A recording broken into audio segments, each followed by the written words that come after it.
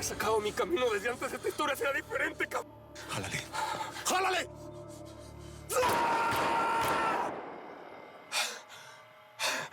Siempre me faltan un huevo para matarte, Pepe. Porque te veo y no puedo dejar de pensar en toda la vida que pasamos juntos, cabrón. Tú eres como mi hermano. Yo cuando era chiquito quería ser como tú, cabrón. Y mío, me traicionaste, güey. ¿Tú de verdad crees que yo quería ese final para Begoña? ¿Ah? Yo solamente la convencí para que escapara de esa casa porque estaba muy asustada y quería ver a su papá nada más. Los juntaste, cabrón. Los juntaste juntitos, pero en el cementerio. Lo de testigos protegidos no te iba a funcionar, chava. ¿De verdad crees que Begoña hubiera aguantado tanto sin ver a su papá? ¿Tú hubieras aguantado tanto sin ver a tu mamá?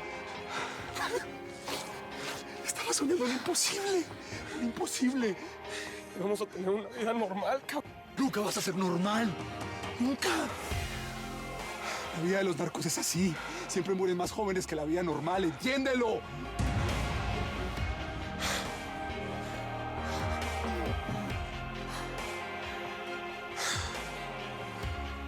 ¿La amabas?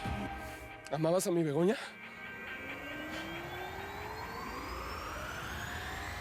Sí.